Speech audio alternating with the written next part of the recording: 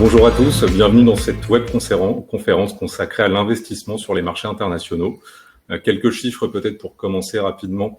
On a des marchés qui sont assez volatiles actuellement. Par exemple, le MSCI World qui performe de 7,5% depuis le début de l'année, mais qui a connu un pic à plus 17% en juillet, ou l'indice MSCI chinois qui ressort aujourd'hui à moins 11% depuis le début de l'année. On a des explications par rapport à ça, notamment l'inflation, qui est toujours un sujet très important et très regardé par les investisseurs depuis maintenant quelques temps. Et c'est une inflation qui diminue beaucoup moins que ce qui était prévu. Donc, on a comme conséquence des banques centrales, notamment aux États-Unis et en Europe, qui vont continuer à maintenir des taux et avoir une position très stricte, ce qui entraîne ce qu'on connaît actuellement sur les marchés. Autre sujet important sur les marchés internationaux, ça va être les relations internationales, notamment actuellement la relation entre la Chine et les États-Unis, qui est assez tendue. C'est le cas depuis quelques temps, mais ça continue encore, et malheureusement plus près de chez nous, entre la Russie et l'Ukraine, une situation pour laquelle on a du mal à avoir une évolution positive dans les prochains mois.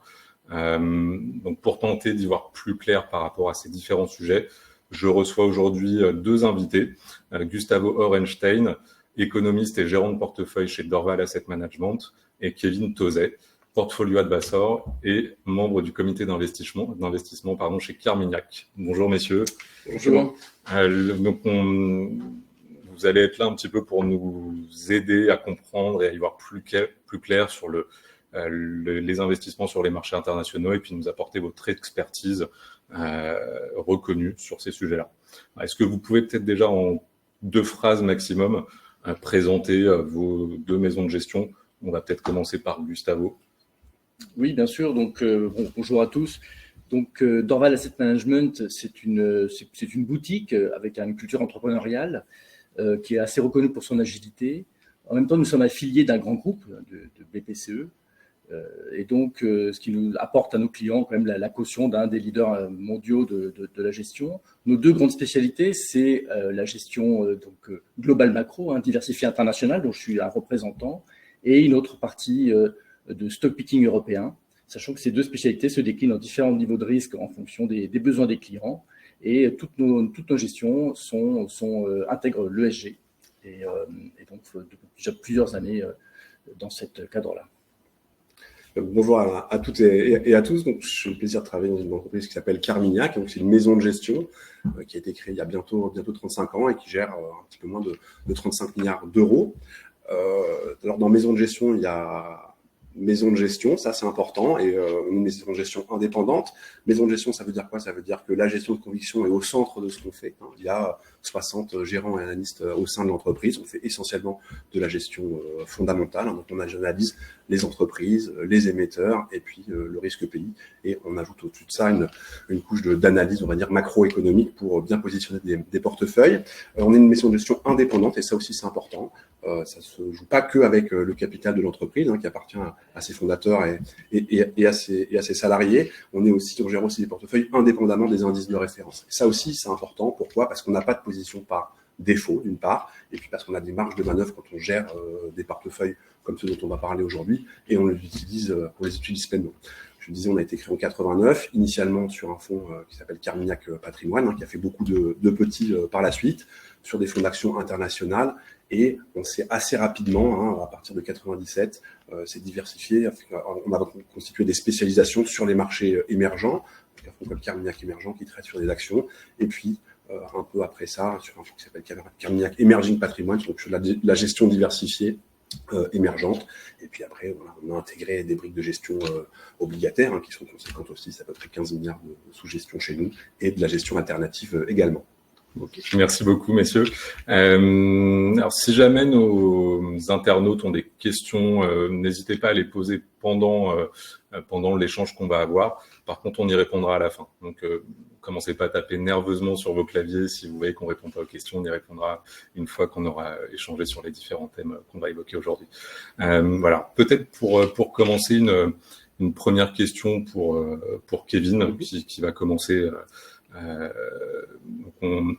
On a effectivement, comme je le disais sur l'introduction, des tensions géopolitiques, dans le monde, c'est pas la première fois qu'on en a.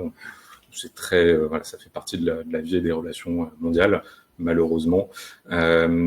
Comment ces tensions géopolitiques peuvent-elles influencer les marchés mondiaux et quels sont les défis auxquels on est rencontré en tant qu'investisseur par rapport à ça? Oui, alors, il y en a beaucoup et pour une histoire de temps, on ne pourra évidemment pas toutes les couvrir.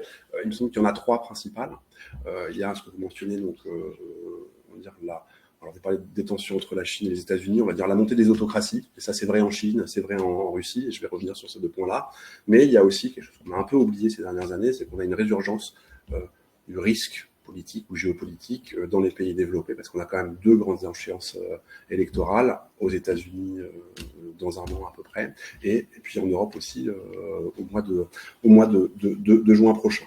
Alors, si on se projette un petit peu sur ces sur ces 3 grands risques géopolitiques, sur le risque politique aux États-Unis, il y a, on va dire, cette crainte, en tout cas, qui pourrait agiter les marchés, qui pourrait être amené à agiter les marchés sur la réélection de M. Trump. Et qu'est-ce que ça voudrait dire? C'est-à-dire que c'est quelqu'un qui a des politiques qui sont qualifiées de non orthodoxes, donc il pourrait être amené à monter les taxes à l'importation de 10%, ce qui aurait des conséquences absolument colossales. C'est pas un advocateur, en tout cas, c'est pas quelqu'un qui est forcément très en faveur de l'indépendance d'une banque centrale, et donc ça aussi, ça peut amener beaucoup de volatilité, et on l'a vu d'ailleurs sur son mandat précédent. Il y a des échéances électorales en Europe aussi, et là aussi, il faut avoir en tête que post-Covid ou pendant le Covid, on a mis de côté ce qu'on a appelé le pacte de croissance et de stabilité. Alors, je ne vais pas vous faire un cours de politique européenne, mais en gros, les règles budgétaires et les règles de déficit européennes ont été mises sur le côté et elles vont devoir revenir sur le devant de la scène. Et ça va être important. Pourquoi? Parce qu'un pays comme la France, aujourd'hui, on a 5% de déficit. Un pays comme l'Italie, c'est plutôt 8% de déficit. Et donc ça aussi, ça va vraisemblablement préoccuper les marchés au cours des trimestres qui viennent. Sur la montée des autocraties, en Chine, ce qu'on voit, c'est qu'il y a cette forme de bras de fer entre une volonté d'isolationnisme politique, auquel vous faisiez référence, et de l'autre côté, on va dire une forme de frein à faire des relances économiques. Et ça aussi, ça a des implications très fortes sur les marchés, notamment sur les marchés d'actions. Les marchés d'actions chinois, vous soulignez, s'inscrivent en contre-performance cette année. Ils sont sur des niveaux de valorisation qui sont extrêmement bas. On est entre 15 et 20% en deçà des niveaux de valorisation historiques en Chine. Et si on compare ça à des marchés d'actions développés, c'est plutôt 30 ou 40% en retrait. Et enfin, sur ce qui se passe en Russie, alors là, il est évidemment extrêmement complexe d'arriver à se dire est-ce qu'il y aura une issue, et si l'issue, est-ce qu'elle sera favorable. Mais il y a quand même eu des grands facteurs qui ont influencé les marchés. Donc, sur l'inflation, ça a été plus ponctuel, on va dire la hausse très forte du prix des matières premières. Au-delà de la hausse des prix de ces matières premières, il y a quand même un changement, on va dire, de tectonique sur où est-ce qu'on s'approvisionne sur ces matières premières. Et ça va être beaucoup plus lié à l'Amérique latine, par exemple, qu'à la Russie, qui a été un grand fournisseur d'énergie à plusieurs économies, dont l'économie européenne. Il y a d'autres tendances de fond qui sont le rapatriement des chaînes de production. Donc, on avait une économie qui était extrêmement efficiente. L'âge d'or de la globalisation, de la mondialisation est sans doute derrière nous. Et ça aussi, ça a un impact. Et puis, il y a aussi une thématique qu'on appelle de dédollarisation. Et donc, d'avoir certains pays, certains exportateurs qui cherchent à se prémunir d'un éventuel gel de leurs actifs en dollars, si jamais on va arriver à de tels extrêmes. Alors, ça peut sembler être très noir comme ça. On parlait de la Chine. En Chine, crise, ça se dit Weiji. Il y a 2 caractères. Il y en a un qui dit danger et l'autre qui dit opportunité. Et je pense que c'est bien comme ça qu'il faut qu'on aborde les marchés actuellement. C'est que, oui, il y a des sources de risque, mais ça pourrait être aussi une source d'opportunité pour certaines entreprises, certains émetteurs, certains pays. Oui.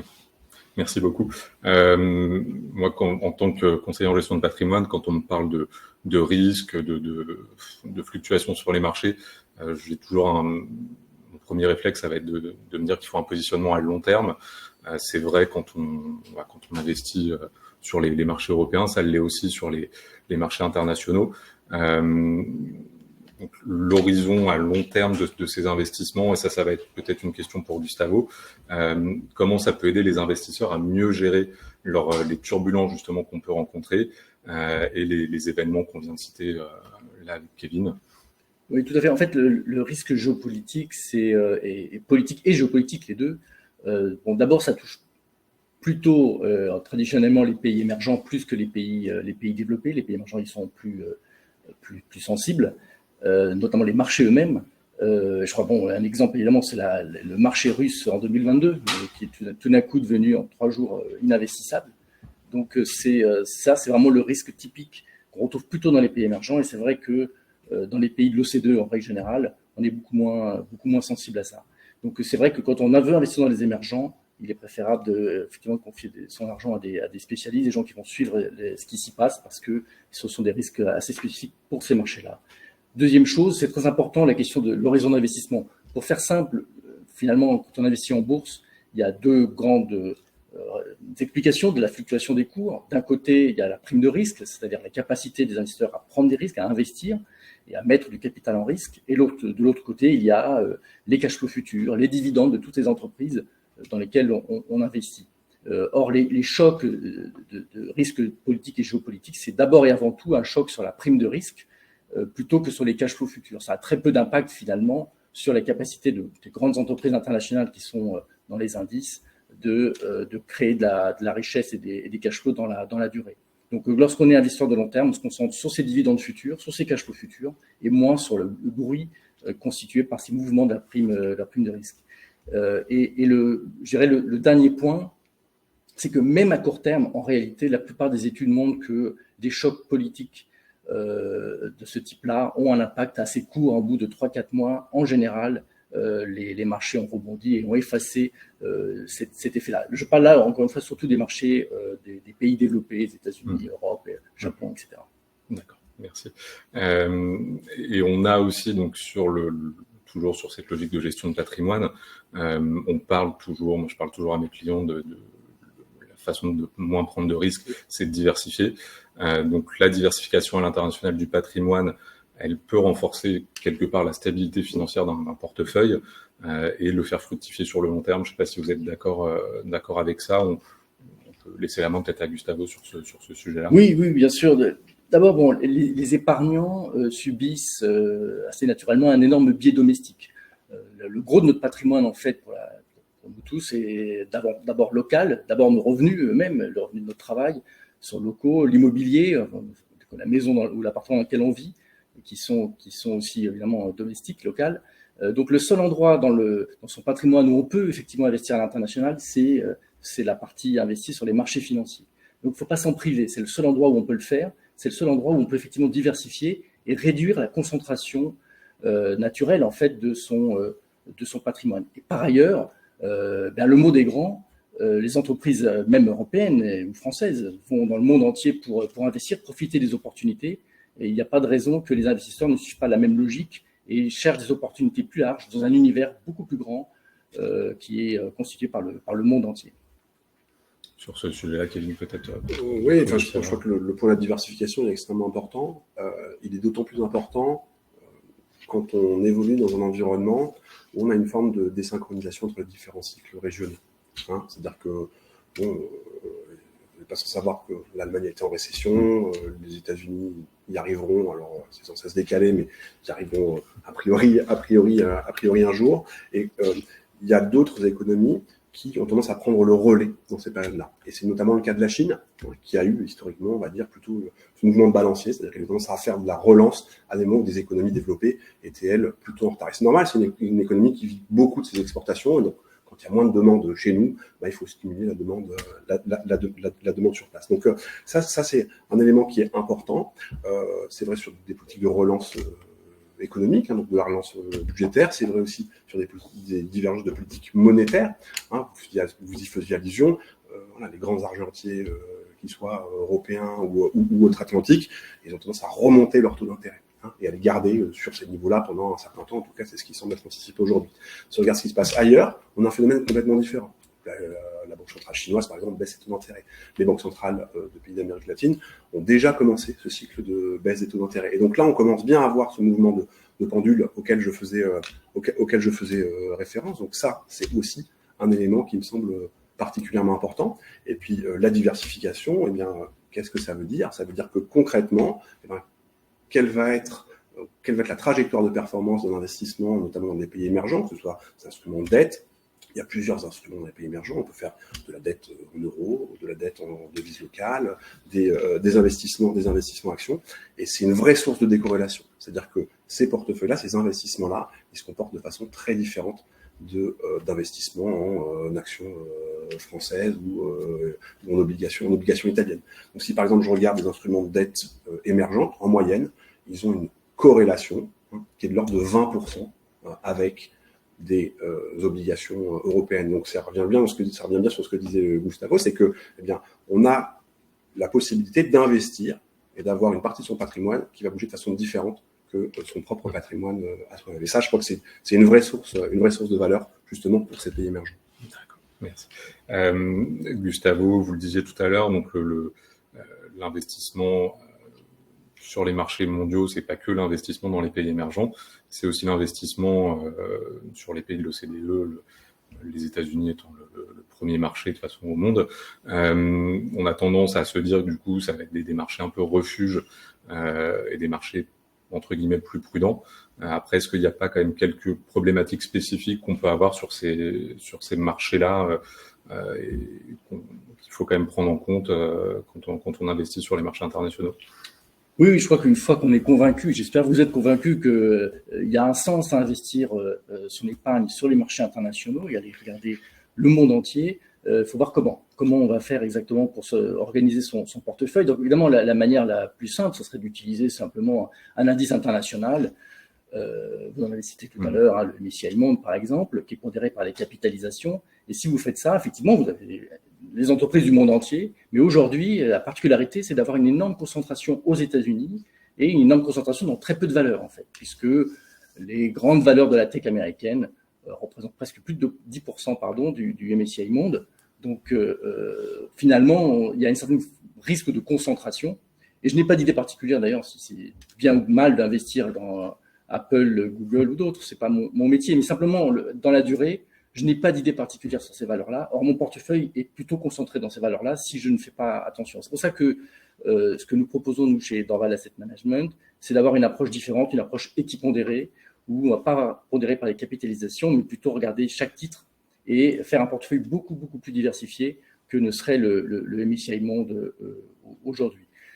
Par ailleurs, l'OCDE, vous le rappeliez, l'OCDE, c'est vrai, c'est les États-Unis, mais c'est l'Europe, c'est le Japon, c'est la Nouvelle-Zélande, c'est l'Australie, c'est le Canada. Il y a énormément d'histoires différentes, décorrélées, ça a été dit par Kevin, c'est très important, bien sûr, cette décorrélation et profiter des divergences qu'il peut y avoir entre les différentes économies, les différentes politiques monétaires. Le Japon est un exemple, où les taux au Japon sont bien, bien plus bas qu'ailleurs dans le monde.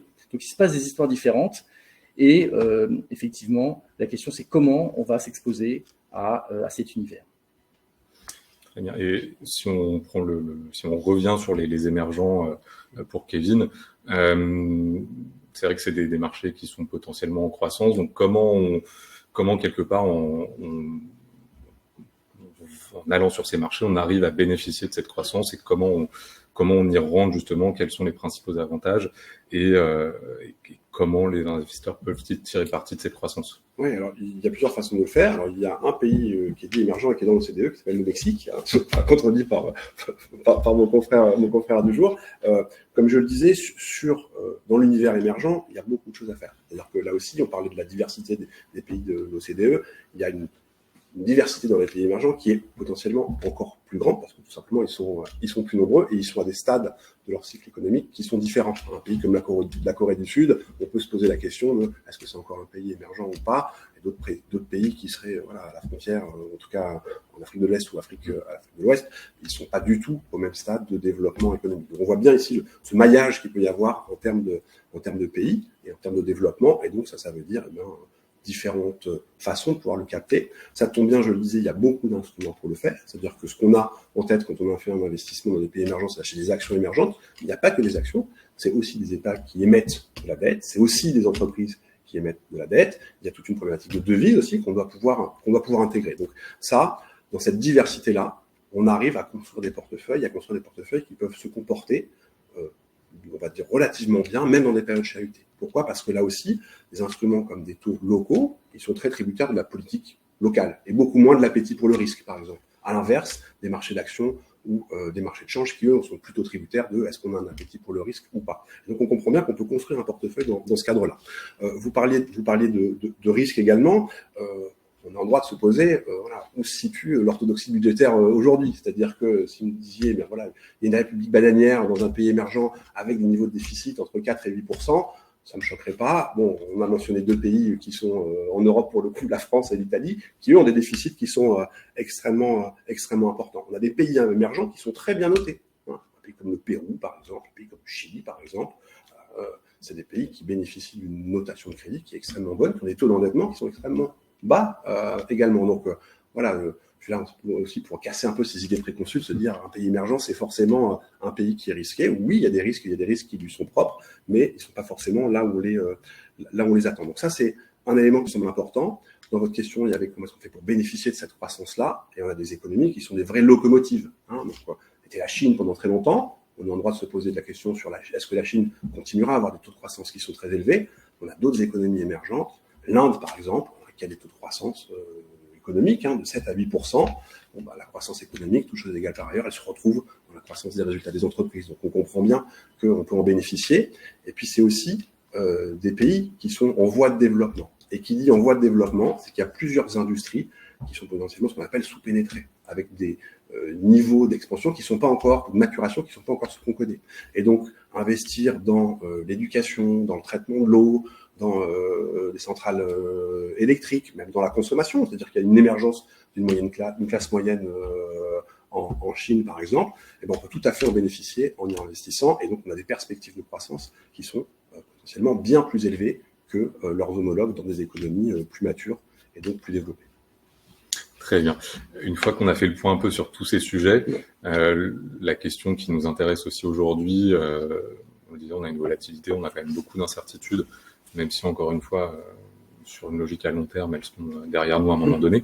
On va regarder peut-être un peu plus à court terme. J'ai envie de vous dire, on va sortir la boule de cristal et je vais vous demander de me prédire l'avenir sur les 4 prochains mois. Plus sérieusement, quelles sont vos convictions à tous les deux sur l'évolution des marchés internationaux, peut-être d'ici la fin de l'année, voire sur le début d'année 2024. Je vais commencer avec Gustavo. Oui, bien sûr. Donc, alors, dans nos portefeuilles flexibles, là où l'exposition aux actions peut varier plus ou moins, nous sommes, on va dire, une exposition modérée aux actions. On traverse une période un peu turbulente, un équilibre négatif, où effectivement il y a une montée un petit peu de l'angoisse chez les investisseurs. Donc ça, notamment dans les portefeuilles les plus patrimoniaux, ça mérite un petit peu de prudence. Même si, encore une fois, je crois que on ne rappellera jamais assez, les marchés financiers et notamment la partie, donc les marchés actions, c'est une perspective longue et c'est bien ça qu'il faut viser. Mais bon, dans les portefeuilles patrimoniaux, on doit gérer effectivement ces périodes turbulentes et donc on a plutôt une exposition modérée. Cette exposition, elle est donc essentiellement sur les actions internationales et donc on s'expose, comme je le disais tout à l'heure, avec des portefeuilles très très larges, où nous, en tout cas chez Dorval Asset Management, notre mission c'est d'essayer de limiter le plus possible le risque idiosyncratique, le risque spécifique à une valeur, et donc nous achetons des paniers avec beaucoup de valeurs, de manière à éviter ce risque-là. Et un des thèmes, malgré tout, que nous privilégions, c'est un thème assez connu, mais qui nous semble important et sur lequel on reste investi, qui est celui de la transition énergétique. La question d'ailleurs, c'est pas tant investir sur la transition énergétique, mais plutôt comment on va l'organiser. Et donc là, c'est un thème qu'on essaie justement d'être aussi très diversifié, d'éviter un certain nombre d'écueils qu'il y a pu y avoir et qu'il y a toujours dans ce secteur-là. En fait, il y a beaucoup d'entreprises qui bénéficient de cette tendance lourde. Et donc, ça reste un des thèmes que nous continuons à privilégier. Et le reste de notre portefeuille, celui qui n'est pas investi en actions, est essentiellement investi en papier très court, du monétaire. Et bon, tout le monde le sait bien, les épargnants français s'en sont aperçus. Les taux d'intérêt sont devenus largement positifs maintenant. Et donc, les papiers monétaires, ça reste au moins une position d'attente tout à fait possible. Et pour Kevin, peut-être donc sur ce sujet-là, comment chez Carmignac vous voyez les oui, bon, je vais garder ma casquette ou mon prisme marché émergent, mais voilà, c'est vrai que dans les économies développées, on l'a dit, ce qui semble perdurer, en tout cas ce qui se pose en face de nous sur les mois à venir, c'est bien cet environnement de taux d'intérêt qui reste restrictif. Donc on a des taux d'intérêt qui sont élevés, ça sert à quoi? À freiner la croissance, à peser sur l'inflation. Et l'inflation, voilà, 4%, c'est mieux que 8, mais c'est pas aussi bien que 2%. Donc c'est quelque chose qui va durer un petit peu. Si on regarde ce qui se fait ailleurs, eh ben je parlais de la Chine. La Chine, elle va devoir se résoudre à assouplir son dosage macroéconomique. Elle va devoir encore baisser ses taux d'intérêt davantage. Elle va devoir faire davantage de stimulus budgétaire aussi. Pourquoi ? Parce qu'il y a des taux de chômage en Chine qui sont colossaux. Les gens de 18 à 30 ans, il y a 20% de la population chinoise qui est au chômage. Et donc, on va avoir des mesures de relance de ce côté-là. On l'a dit, les banques centrales des pays développés, elles sont plutôt à mettre un tour de vis. Les banques centrales des pays émergents sont plutôt au contraire en train d'ouvrir les vannes, en tout cas d'assouplir un peu leur politique monétaire. Elles sont déjà en train de baisser leur taux d'intérêt, et on l'a vu dans plusieurs économies émergentes. Donc, comment est-ce que ça se traduit en termes de portefeuille ? Si je prends ces deux grands thèmes-là, et je rebondirai sur celui que citait Gustavo, qui était cette transition énergétique, qui dit relance chinoise, dit que avoir des actions sur une perspective de long terme, on a des niveaux de valorisation qui sont très bas et la perspective d'avoir des relances économiques, c'est plutôt une bonne chose à faire. Parce qu'on va avoir, quand on achète des actions, on achète de la croissance future. Donc ça, c'est plutôt une bonne chose. Le deuxième, c'est ce cycle d'assouplissement monétaire dans les pays émergents. Quand il y a une baisse de taux, toutes choses égales par ailleurs, le prix des obligations, il a plutôt tendance à s'apprécier. Et donc, on va plutôt acheter des obligations qui sont au sein de ces pays qui vont baisser leur taux d'intérêt. Donc là, on pense plutôt à l'Amérique latine. Et je vous parlais de construction du portefeuille. Là aussi, vous voyez, sur les actions, on va plutôt acheter des actions en Asie. Et sur les obligations, plutôt acheter des obligations en Amérique latine. Donc on voit bien le bénéfice qu'on cherche à tirer de cette décorrélation, de cette diversification chez Carmignac. Et puis il y en a un autre qui est celui de la transition énergétique, en tout cas des matières premières. Là aussi, la transition énergétique, elle se fait avec des métaux, par exemple, qui sont produits dans les pays émergents. Je parlais du Chili. Le Chili, c'est le premier producteur au monde de cuivre. Le cuivre, c'est un métal qui est absolument essentiel pour assurer la transition énergétique.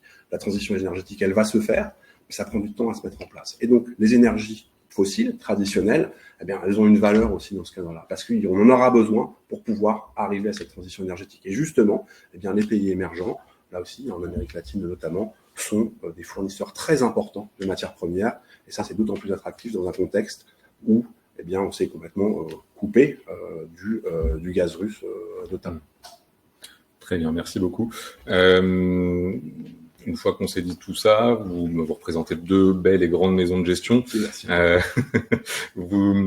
J'imagine que vous avez, il y a une multitude de fonds disponibles chez vous, mais est-ce que vous pourriez peut-être, par rapport justement à la thématique qu'on a vue aujourd'hui, nous présenter rapidement un fonds chacun, un fonds de vos maisons de gestion, qui va jouer justement sur l'investissement sur les marchés internationaux. Peut-être Gustavo d'abord. Oui, bien sûr. Donc bon, on l'a dit, c'est un moment un peu de tension sur les marchés. Donc c'est vrai que un des fonds que nous mettons en avant, c'est le fonds le plus patrimonial que nous avons chez Dorval Asset Management, qui est un fonds qui est géré dans l'équipe dans laquelle je travaille, qui est donc un fonds qui s'appelle Dorval Global Conviction Patrimoine. Et d'ailleurs, j'en profite puisqu'il va bientôt changer de nom. Il ne change pas du tout de forme ni de stratégie, mais simplement de nom pour clarifier, simplifier. J'ai de plus en plus de mal à le prononcer, ce nom.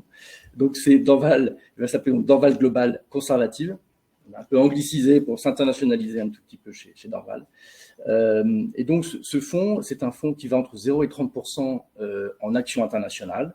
Et le reste est investi en monétaire ou en produits de taux, aujourd'hui entièrement monétaire, avec quand même l'idée qu'au fur et à mesure, on va se mettre à acheter des obligations, parce que là, la correction sur le marché obligataire commence à être de plus en plus extrême, et ça commence effectivement à donner un peu envie.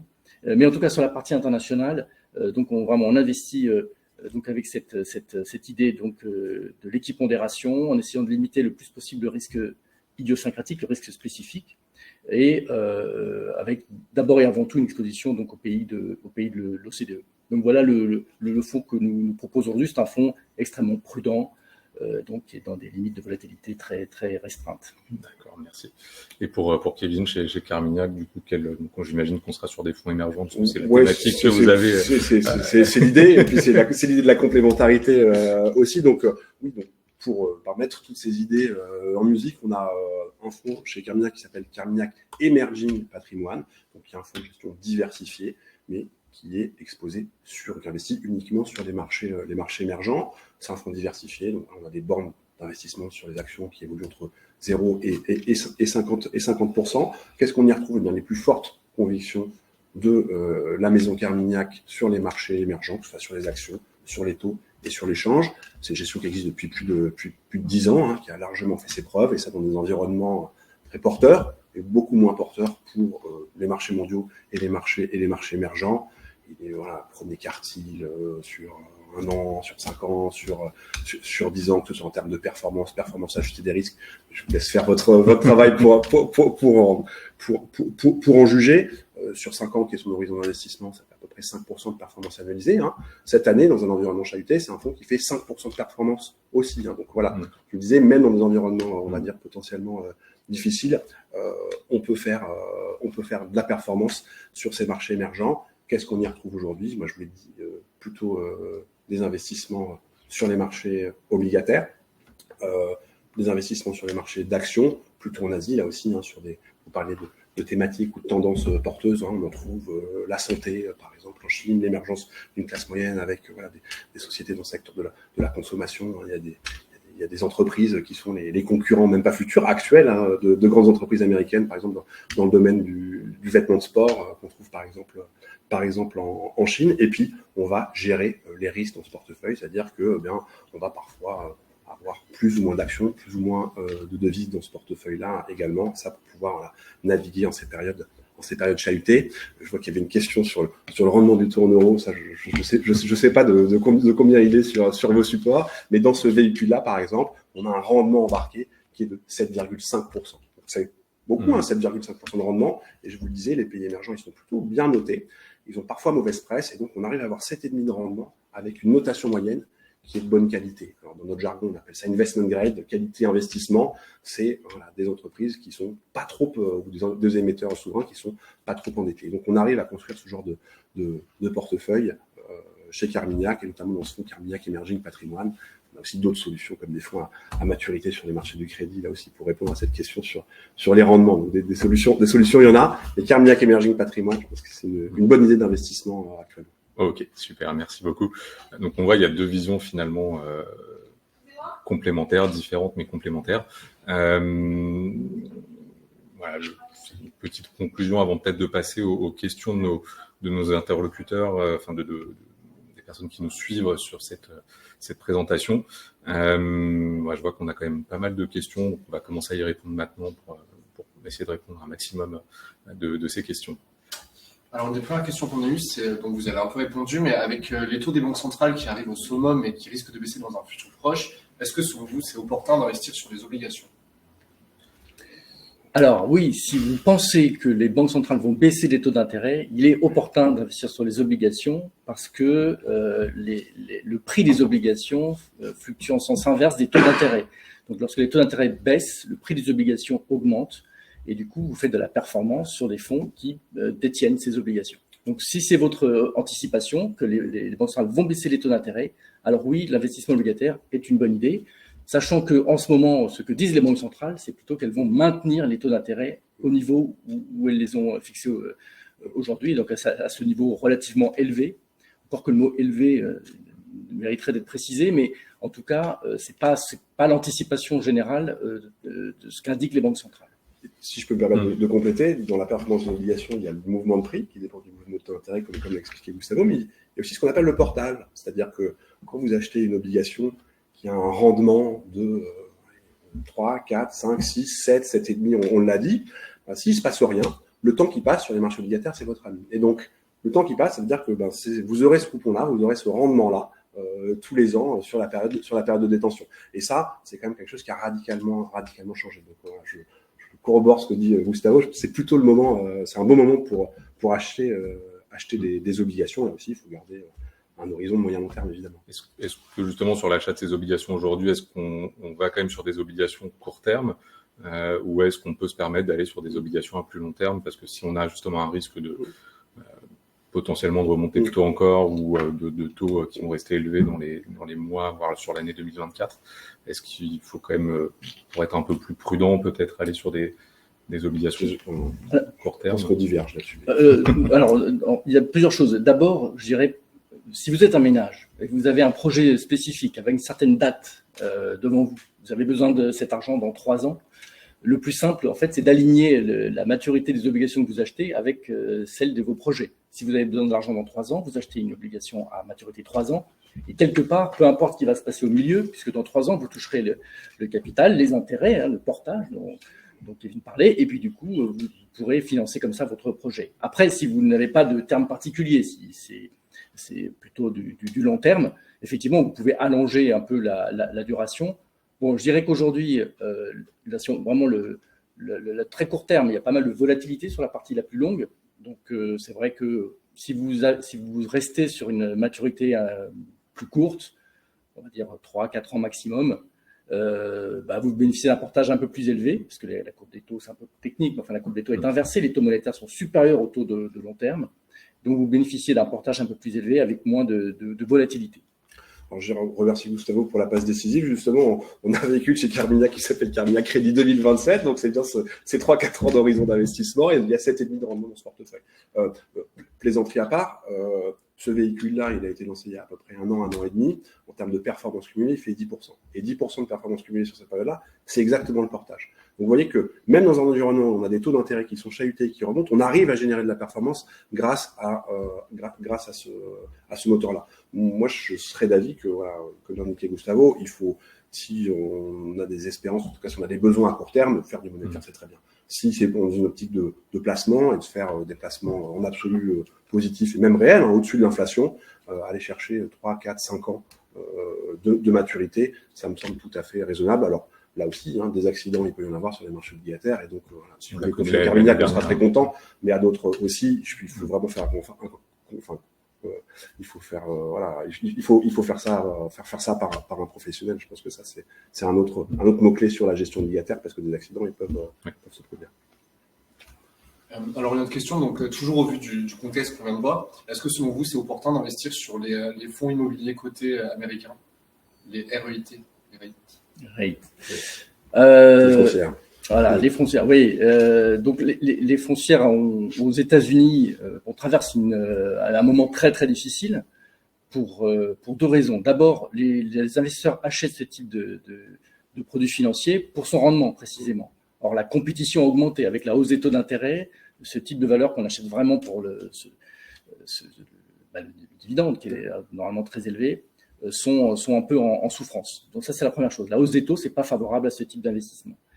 Et la deuxième chose, c'est que dans ces produits, ils achètent de l'immobilier, et l'immobilier international, mais notamment américain, traverse une période difficile aussi liée aux taux d'intérêt, mais pas que. Donc là, effectivement, les taux d'intérêt jouent. Quand ils montent, ça désolvabilise beaucoup la demande d'immobilier, donc ça pèse sur la demande immobilier, mais également le post-Covid, le Covid, le télétravail. Tout ça a eu un impact aussi sur l'immobilier de bureau et dans les rates, il y a parmi des investissements de l'immobilier de bureau et donc c'est pour ça qu'il a un peu souffert. Donc est-ce que c'est opportun? Je suis pas un spécialiste des rates, donc c'est difficile de savoir si le prix aujourd'hui est un prix juste, mais sachez qu'effectivement quand on achète des rates aujourd'hui, notamment aux États-Unis, on les achète sur des cours qui sont déjà très décotés parce que ça a beaucoup souffert. D'ailleurs, c'est une bonne illustration, c'est-à-dire que pourquoi est-ce que le secteur des foncières américaines est autant décrit aujourd'hui, c'est parce que des accidents, il y en a. C'est-à-dire que des sociétés foncières américaines qui ont fait défaut, il y en a quelques-unes, et a priori, il va y en avoir encore, parce que c'est des entreprises qui ont emprunté de l'argent il y a 3-4 ans, qui vont devoir rembourser cet argent-là, avec un coût du capital qui a fortement remonté dans le sillage de la hausse des taux d'intérêt. Et donc, c'est sans doute pas un phénomène qui est derrière nous. Après, est-ce que c'est dans les cours? Il faut regarder au cas par cas. Et là aussi, pour compléter ce que disait Gustavo, je pense que pour un investisseur qui cherche à avoir du rendement, à avoir un dividende, il y a ce qu'on appelle les aristocrates du dividende qui sont surtout beaucoup moins risqués pour le faire, d'une part. Et si vos auditeurs veulent un rendement élevé, je pense qu'on l'a dit et qu'on est assez clair là-dessus, il y a de quoi faire sur les obligations. Et une obligation, si tout se passe bien, vous êtes remboursé à l'échéance. Peut-être une dernière question. Donc, vous nous avez présenté vos fonds tout à l'heure. Ils sont évidemment disponibles chez Alta Profit. Est-ce que vous pouvez nous rappeler leur nom, si vous l'avez, leur ISIN, mais au moins le nom? Et est-ce que Clément, tu pourrais nous parler des frais pour accéder à ces fonds? Oui. Alors, sur les fonds, moi j'en ai mentionné 2. Donc, un qui s'appelle Carmignac Portfolio Emerging Patrimoine, Alors le code ISIN, j'ai une bonne mémoire, mais elle a ses limites également. Donc ça, c'est le fonds diversifié émergent. Et puis j'ai mentionné un autre fonds qui s'appelle Carmignac Crédit 2027, qui lui est un fonds obligataire de portage qui prête à des entreprises essentiellement européennes. Bien, donc oui, donc le fonds effectivement dont je vous ai parlé, c'est Dorval Global Conviction Patrimoine, qui est disponible chez Alta Profit, qui change de nom, je le rappelle, pour s'appeler Dorval Global Conservative. Et donc, pareil, le code ISIN, je ne pourrais pas vous le dire. Et il va rester le même. Mais lui, il n'a pas changé. Voilà. Donc évidemment, vous trouverez auprès de votre conseiller toutes les informations nécessaires. Sur notre site, sur la barre de recherche, vous tapez le nom du fonds et vous trouverez toutes les informations. Après, sur les frais, ça va être principalement, nous, on n'a pas de frais d'arbitrage sur nos contrats. Donc ça va être les frais de gestion qui vont aussi sur une gestion libre entre 0,60 et 0,84% selon les contrats que vous avez chez Alta Profit. Donc là, on va arrêter là puisque je vois que le temps passe. Je vous remercie beaucoup de nous avoir suivis. Je remercie Kevin et Gustavo d'être venus nous présenter donc l'investissement sur les marchés internationaux. Merci beaucoup, messieurs. Merci Clément. Merci, merci. Avec plaisir. Et puis peut-être qu'on se reverra une prochaine fois pour le même thème et puis regarder comment on veut laisser. Avec plaisir. Merci beaucoup. À bientôt.